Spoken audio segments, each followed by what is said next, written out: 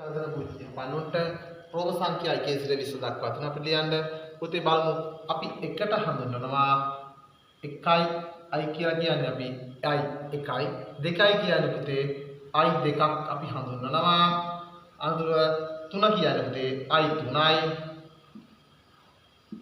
ඊළඟට 4 i v කියලා අපි හඳුන්වනවා. 5 කියන්නේ පුතේ v අකුර. ඊළඟට 6 වීලි වෙලා පහට එකක් වෙනවා. මෙන්න මේ i වෙනවා. මෙතන 6 බවට පත් වෙනවා. ඉන්නතුව 7 හැදෙන්නේ v කිරලා මෙන්න මේ ඉදර ඔබලක් අදගෙන නැවත මෙතනට එනවා. එතන 7 බවට පත් වෙනවා. 8 හැදෙන්නේ පුතේ v ආවා. මෙන්න මේ 3 ආවා. එතන 5 මේ 5 ලිව්වා. තව 3ක් වෙනවා i. එතකොට තමයි 8 බවට පත් වෙන්නේ මෙතන. ඉන් අනතුරුව 9 බවට පත් වෙනවා i x බවට පත් වෙනවා 9 වෙද්දී.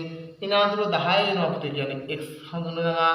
ඊනාතුරු 11 කියන්නේ පුතේ 10ට එකක් වෙද්දී 11 නම් x i 12 වෙන්නේ 10ට දෙකක් වෙනවා. මේ දෙක එනවා.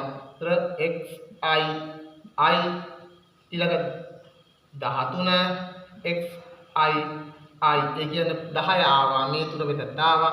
ඊනාතුරු 14 වෙන්නේ පුතේ 10 කියන්නේ x එහෙනම් i v සටහන 14 ඊනතුව 15 වෙනවා. අපි x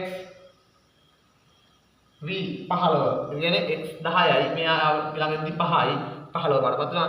16 සටහන ඉන්නේ x v i ඒ කියන්නේ මේ 6 වෙනි අංක 10 ලියලා 6 ලියනවා. ඊනතුව ඊළඟ 17 කියන්නේ x v i බවට පත් වෙනවා. 18 වෙන්න අපිට x v i ඉතින් කියන්නේ 3යි 19 x i x 19 බවට පත් වෙනවා.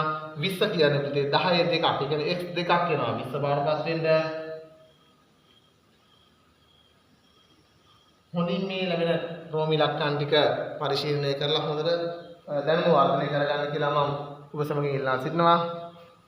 මේ දැනුම දන්න තව යාළුවෝ ඉන්න නම් හැමෝටම බෙදා ගන්න. දන්න දැනුම අපි හැමෝම අතරේ බෙදා ගනිමු.